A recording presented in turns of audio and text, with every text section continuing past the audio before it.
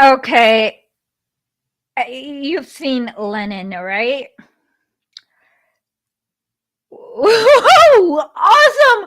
Oh my god, Lenin is like giving the laser eyes here. Oh my god. Okay. So, Prager U has this propaganda that's just racist, gross, and it's anti-Lenin. And the only way to properly deconstruct this is with a lot of edibles. So go get your intoxicants as soon as possible. If you're watching this, like, get very intoxicated and brain addled. Otherwise, oh my god, this should be against the Geneva Conventions.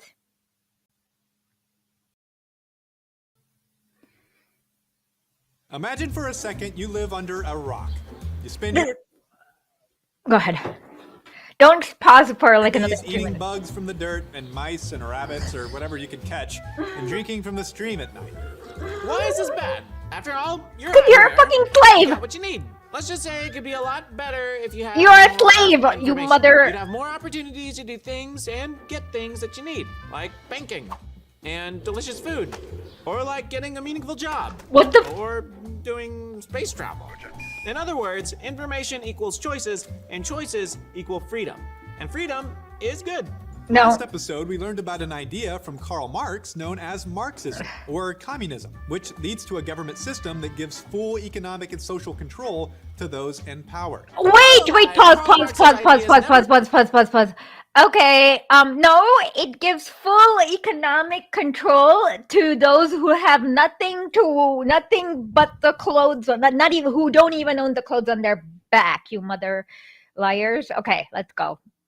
Gained full momentum, but they were able to find a home in a European country that had tried its hardest to hold back the scientific, political, and industrial revolutions. I thought Russia was Asian That now. place is Russia. Russia! This is racist. Today on TBH History, we find out how Marx's ideas grew into a Russian revolution, and we Lenin. discover how the idea of communism actually played out in reality. Awesomely. I'm Lem, And I'm Daniel. and this is TBH. It's very racist. From 1613 to 1917, one family ruled over Russia, the Romanovs. During their 3-century reign, European rivals like Great Britain and France saw scientific exploration, Pause. industrial development, Pause. and freedom. What the hell are you guys talking about? During their 3-century reign, there was a feudal system where 87% of the population could not read, and there were like no trains, and it was just a colony for exploitation by the British and the French, you mother effers. I hate you guys. Okay. Freedom for common people rise, and power and authority for monarchs decline. No, It was true in Russia, which struggled to modernize as the Romanovs. No, they didn't struggle to modernize. No. Romanovs loved status quo because he was a fucking czar. This is gonna get hard, In the right? 20th century, This is gonna get other hard for. countries had booming cities with factories capable of manufacturing new inventions like steam engines and light No, bulbs and it didn't. radios. It's because of like how Russia, on the imperialism. other hand, Fuck off! was a Oh my nation god! of poor Pause. peasant farmers who- This is because of imperialism, the highest stage of capitalism that Lenin wrote, which would tell you why Western European countries had booming factories. It's because they exploited the labor from third world countries and imported raw material from places like India and all of Africa and got slaves and stuff like that. So this is gross, and this is kind of racist too. Okay, let's continue. who were lucky if they didn't have to fight over a single apple. Plus, the Romanovs had done a masterful job keeping their people in the dark. Russian people were mostly poor, uneducated, and illiterate. Okay. But why would Russia intentionally keep their people in the dark? To find out, let's zoom out. Power-hungry political leaders love to withhold information from citizens because the less citizens actually know, the more easily they are controlled and manipulated. Like, Prager, oh my fucking god. Okay, The pause. battle over education. PragerU is like so well, no, they know what they're fucking doing. They're doing this like insane propaganda against kids. And you know what? It makes me so angry because once you realize, like, when you start studying with Lenin, like about Lenin, the more you realize like how good he is, the more angry you get when you hear these like absolute motherfuckers smear him. Okay, let's just skip to, like, can you just like scroll to the point where Mango Press, oh god, when Lenin's in the Moscow metro.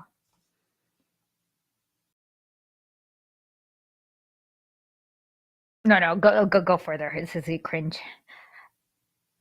He's in the Moscow metro. You'll see this like guy pretending to be Lenin.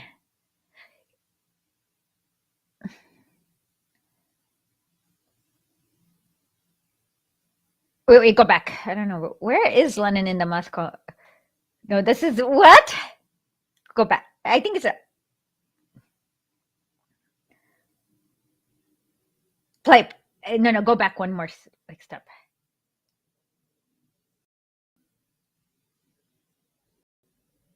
Yes, this is Lenin in the Moscow metro. Oh god, this is blasphemy. His message was compelling. Wait, Life go in back. Russia really did stink.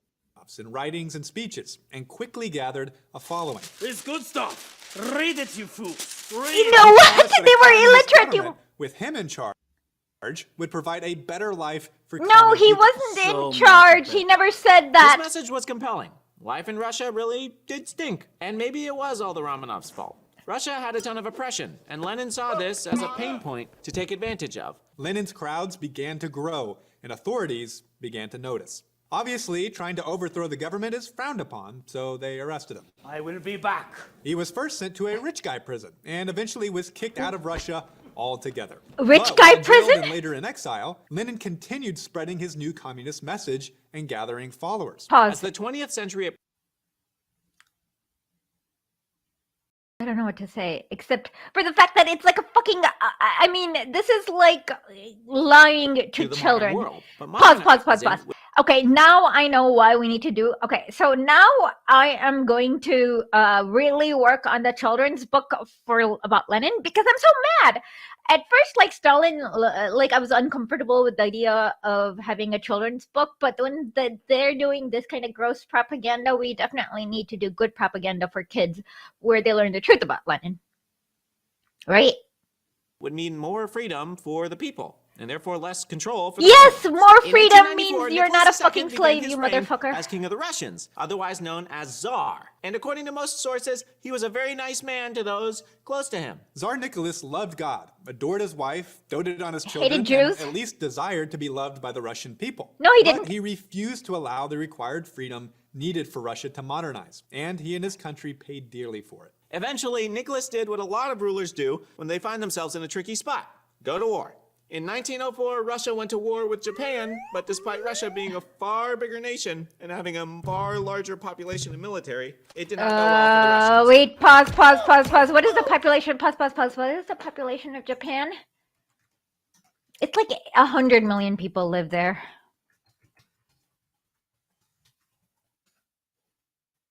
$125 million people live in Japan as of October 2020.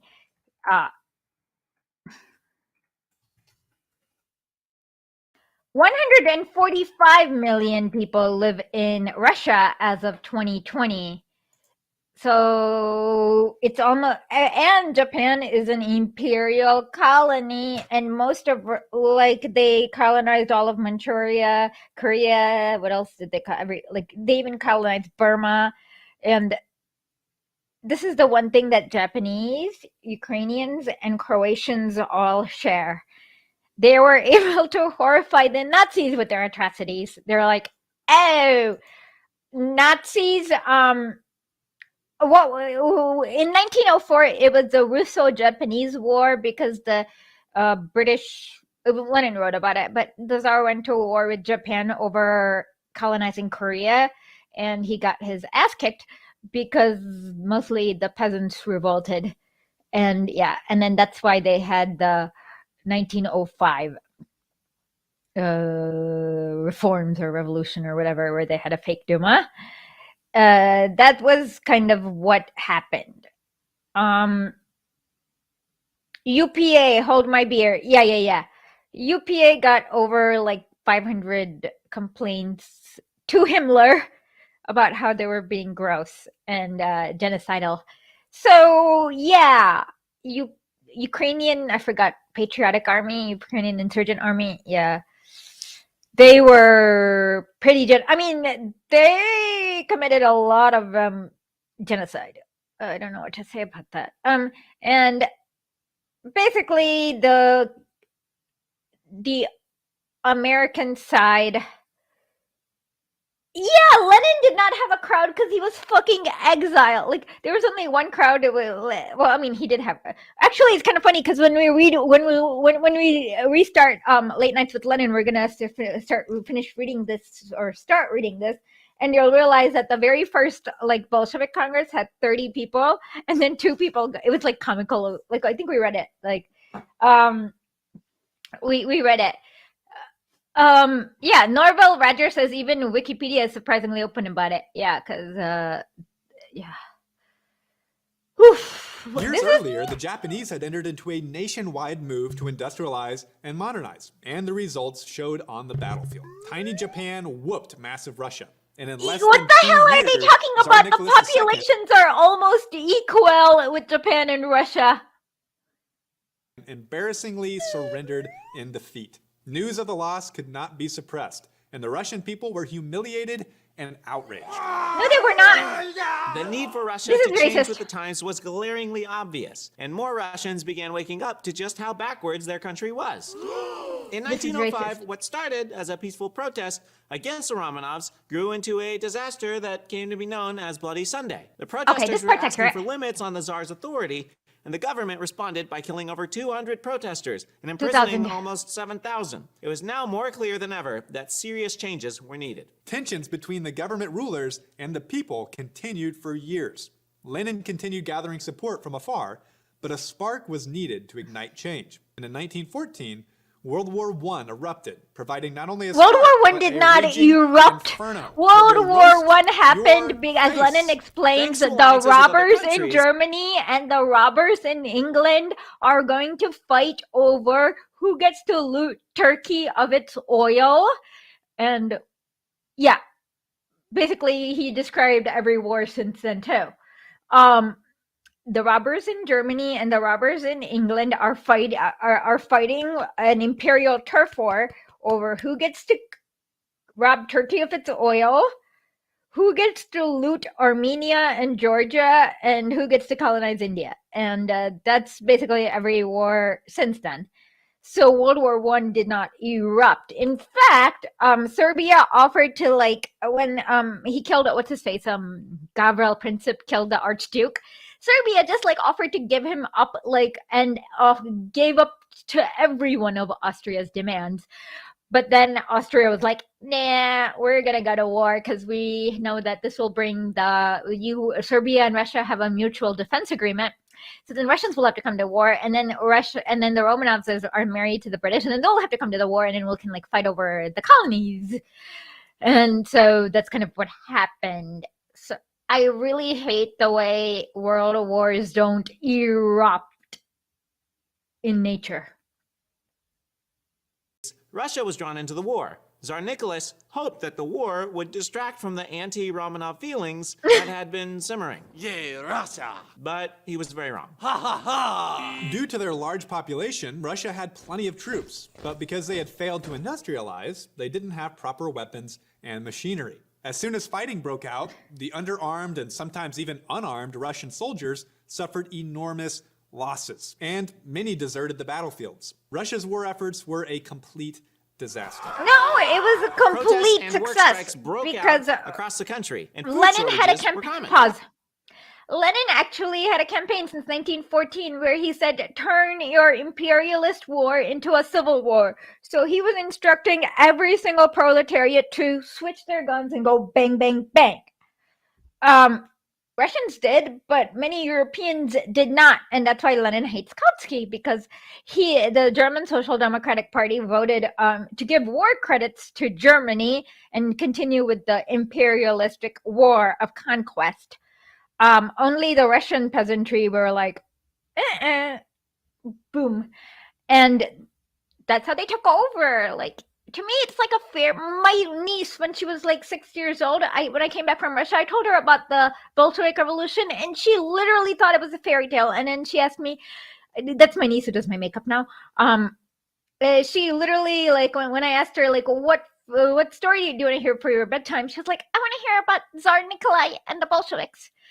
So when something is that fairy tale, like, how do you, like, I don't know, how did they make them out to be villains in this fairy tale? Like, it's not every day that, it's like, I hate Cinderella, because Cinderella is just one person, and she met the prince, and then she had like a happily ever after, while there are millions of other people who are being abused all the time. But look at what happens when you all agree to come together, fight, and get rid of the prince. Everyone gets educated, everyone gets a comfortable living, everyone gets happy, and that's the thing, is that they want to make it about one individual instead of like the millions of people the billions of people who are lifted out of poverty. Like, if you count China, I mean, look at what a beautiful, how do you take such a fairy tale-esque like scenario and twist it?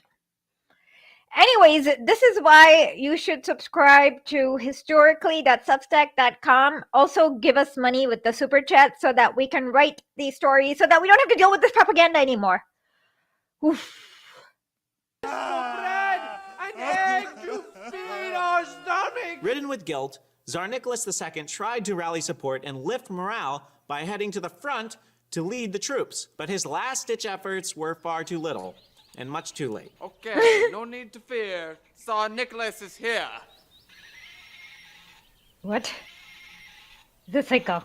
Okay, what did I miss? By 1917, things had gotten so bad, Nicholas admitted that he had failed and stepped down as leader. That, plus Because the British Romanov's made him do questionable so. relationship with a weirdo named Rasputin. The prophecy. If I die, Who cares?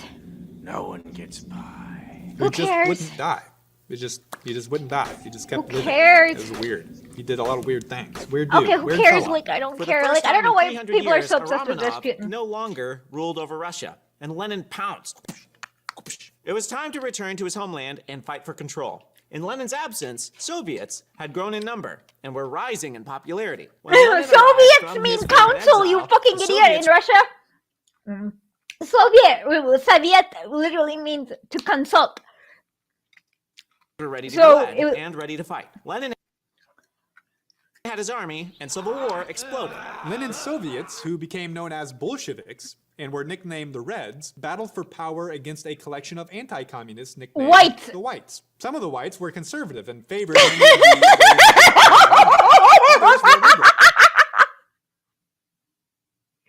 Some of the whites were conservative.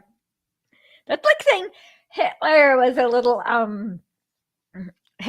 little strict or something like that. The white army was purely genocidal. Like, literally, they're called the whites. Like, you can't get more, like, on the point than being called the whites. Wanted to As to explore what capitalism they and do. give the Russian people They're like the more KKK freedom. of Russia. The communist Reds hated capitalism and had no plans for expanding freedom. Freedom! Lenin wanted total control and complete authority over the Russian people. Pause. In return for their freedom, Okay, so that is why Lenin actually had a decree in 1918 where he said, I actually don't know what I'm, he literally said this, let me read the decree, where he literally says, I don't know what I am doing. You don't have to follow my decrees because I I don't know what. Like literally, Lenin says that. Let me see. Um,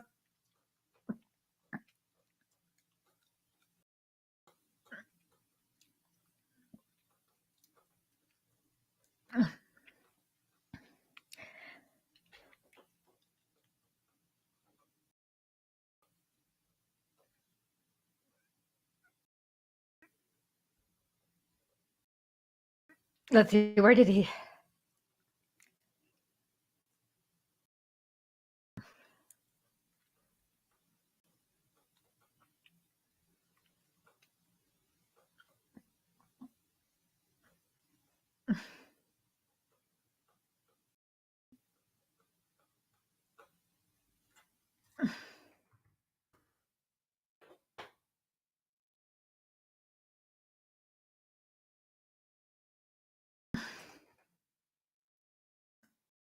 Let's see. I'm trying to find that decree where he says you don't have to obey his laws. Um, he literally.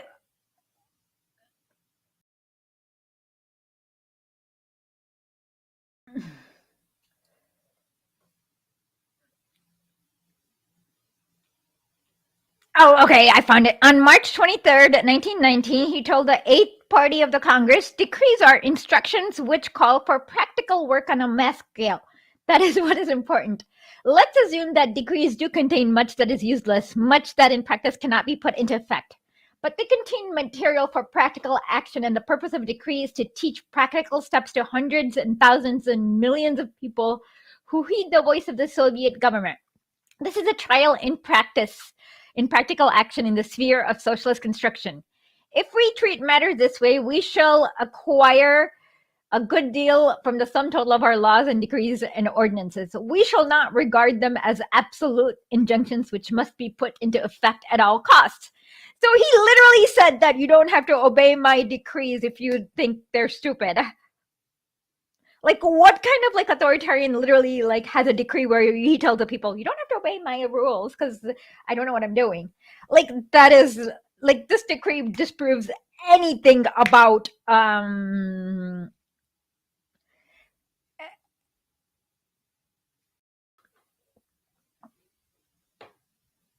He promised to provide three things that the Russian masses were in desperate need of: peace, land, and bread. and At he the did. beginning of Russia's civil war, the communist Reds were outnumbered. But Lenin believed he could win if his Bolsheviks controlled the flow of information. No. What are you talking about? No, This is no. insane. So he focused energy on taking over train stations and post offices. And it actually worked. Crazy. Smart dude, I guess. Fighting between the Reds and the Whites lasted for over Okay, we're gonna call 5 that smart dude, I years. guess. Yes, he was one smart dude, and yeah, actually, he was writing a lot of letters to the railway workers and the postal workers. But the way he took over the post office was not what you guys think. What happened was that Iskra, well, he had an idea in what is to be done about having an all Russian newspaper that gives the people the news from a proletariat point of view, i.e., what is to be done. And in order to distribute that newspaper all over Russia, they had to get they could not rely on anything, so they had to create a parallel almost post office that became more reliable than the Tsar's post office. And so people literally started to go to the parallel post office in order to, let's say that you baked cookies for your grandson who's at war. Wait, would they have baked cookies back then? Did they have cookies back then? No. Or when were cookies? I don't know. Whatever Russian people did back then, baked. Let's say you wanted to give it to your grandson who was going to war. Well, the Tsar's post office would probably send you rotting cookies 3 weeks late. But the Bolsheviks who were distributing the All Russia newspaper under complete illegal, it was completely illegal. They had to print it from, they had to print a copy in Alexandria, Egypt, and smuggle it aboard donkeys through Persia and then Azerbaijan. So So that's how he ended up taking. Oh, like that's how the Bolsheviks didn't quite take over the post office as much as creating a parallel post office. And the trains, what the hell? Yeah, that was like the only way everyone traveled by. Okay, continue. But in the end, Lenin and the communists were victorious. Thank God. Oh, we won! Thank God. Why does Lenin look like a penis head? Smile now. Along the way, in a period known as the Red Terror, the Red Army savagely murdered landowners and anyone they could find who held a leadership role under the Romanovs. The Bolsheviks placed the Romanovs under house arrest, and most likely on orders from Lenin himself, the entire family was put to death. Thank Tsar God. Nicholas, his wife, his 4 daughters, and his Who young were all son, over the age of executed. 18? By 1922, Only the Alexei Red was Army young. invaded neighboring regions and forced them to join Russia as communist. And Lenin What? named No, his no, new no, no, no, government no, the no. They were Union already part of Russia. The Tsar had like conquered them. Okay, okay. And Lenin would laugh all the time. Like, that is bullshit. That is so bullshit. Like, in fact, the Tsarist Russia was a bigger territory than Soviet Russia because they had Finland, all of Poland, what other, like, one of those, like, some parts of, like, Persia, I forgot. But the British tried to invade via Azerbaijan. So yeah, it's actually bigger than all of the Soviet Union. Are you watching CIA acting school? No, I thought that was the oh my god, the crazy. Oh my god, there's this New Jersey lady who's like, what does she say? Something like, "We will harvest." She has a big sickle and she says that we will harvest them. Oh, and she has a cold sore, I think, or maybe her like her. It looks like herpes, but yeah, she's the one like who's like wants to like what is it? She wants to kill like all Russians, and then she ends it with like "Welcome to hell." That's CIA acting school. Soviet Socialist Republics, otherwise known as the USSR, or just Soviet Union for short. What were you thinking, Lenin? Too long. No wonder it didn't last. The Russian Revolution was over. The world had its first communist nation. And what became of it? Well, you can't find the USSR on a current map of the world. Turns Because out it's Lenin and the in the Bolsheviks heart. didn't provide peace, land, or bread. No, no, In no. exchange for the people's freedom, the communist government terrorized and intimidated the Russian people for about No, no, no, 70 they're not years. people, And they're because like of consistent landowners. Like there's mismanagement no and one corruption. is crying over slave owners, you mother, unless you're a slave owner, you mother piece of, oh my god, I hate them. Yeah, no, like it's like even they admit that they killed landowners and former royals, and not like it's like and it's kind of funny because they're out in the open admitting how they like they're like communism victimized all our slave owners and Nazis. Yeah, I know. That's the best thing about communism is that we're coming and now I sound like that psychotic Ukrainian girl where I'm like, oh, we're coming and we're going to victimize you. Ugh. USSR collapsed and evaporated in 1991. Along did the not way, collapse. tens of millions of its citizens starved, and countless others No. were imprisoned and murdered for having Yeah. any opinion that the Soviets didn't By like. the Nazis. Silence! Lenin died in 1924. Utopias, van! And Lenin did not have an accent when he spoke English. He spoke English with an Irish accent. Not that, and this is racist. But it was coming for a toothbrush. Yeah, so it's like I don't know what to say except I think like they don't let they let the cat out of the bag here is what I'm gonna say. They're like, yeah, and then we're afraid that our landowners who are enslaving black people are gonna like, yeah, it's literally like racist. Like they're just like, oh, it's gonna give black people in America ideas about what to do. That's why we don't like the Soviet Union. It's a threat of a good example, and we're landowners who are scared of. Basically, that's exactly like what the pretext of all the Soviet hate is so much racism in America. Like they were just like literally afraid that the communists were gonna give like black people a lot of good ideas. And that's what the ultimate difference between Lenin and the union in America was. Like the Russian Civil War happened for the same reason as the American Civil War, but Lenin would not let the whites win. He basically killed all the necessary. He literally had an order that said deport and shoot all the white terrorists. That's my favorite, actually, to misinterpret, where he's like deport and shoot all the whites. I think that order alone probably scares people like Prager and they say deport and shoot all the whites. And then what's really funny is that apparently Lenin hated white people when he was like 8 because he read a story about the Cherokee, and then he was like play acting and warned Dmitri, his brother, to beware of the white people because they were going to come and kill everyone. So Lenin was right about the whites, and the only thing I'm going to say is communism's biggest mistakes is not enough victims. Will this get me suspended from Twitter? To YouTube? Yeah, it probably will. Okay. Who cares? Okay.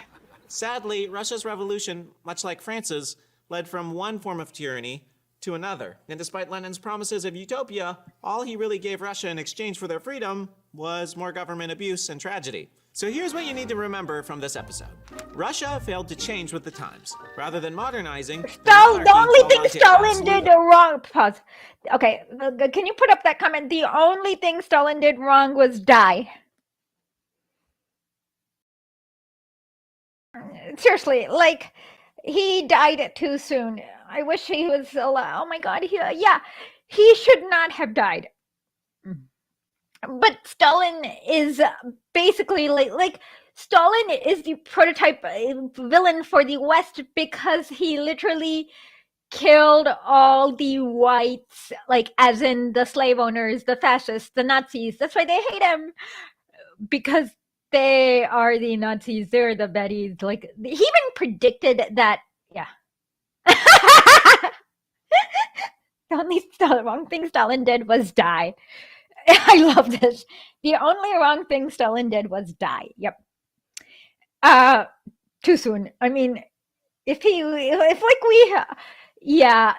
just died, like, I don't know, 10 years later, everything would have, I don't know.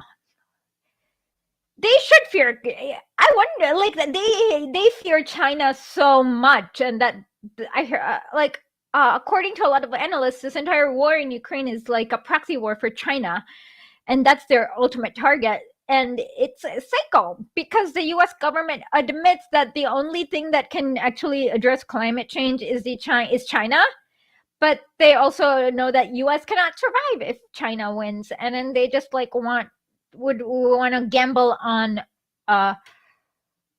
apocalypse. Like, they want to roll the dice on apocalypse, and I don't know how to explain it to people that the U.S. government is psycho enough that they are gonna gamble on apocalypse with China. And look, oh my God, it's exhausting to be I feel like I know too much. Authority and faced violent consequences for restricting the people's freedom.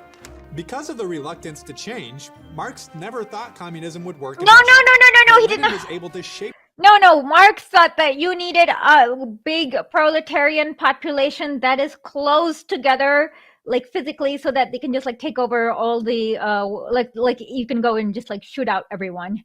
Russia was a big country, and it did not have the proletariat population. It only had 2 million proletariats, about 100 million peasants. And Karl Marx just did not think you can have a dictatorship of the proletariat with just 2 million. Well, you couldn't. And that's why Stalin had a dictatorship of the proletariat and the peasantry.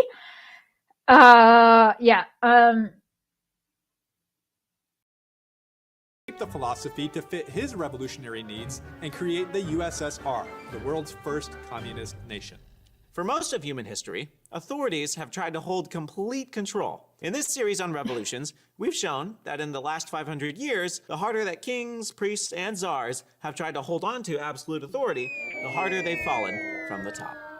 When tyranny has been replaced with freedom, as during the scientific, American, and industrial revolutions, the results What are you fucking talking about? American Revolution is the most genocidal revolution, and this is why you get your like brain addled. brain part.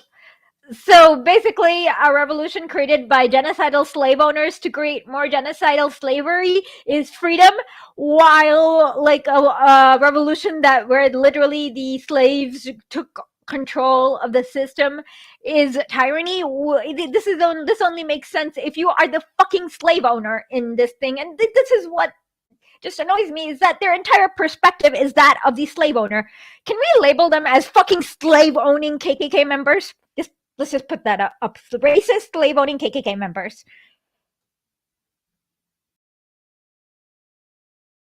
Yeah, and that's basically it. I hate them. Okay. Can you just forward? Is there anything? Can you just like scroll through the video to see if there's anything in the last 3 minutes? How come? Okay, please super chat me. Also be sure to like and subscribe, and what else I forgot? Whatever else.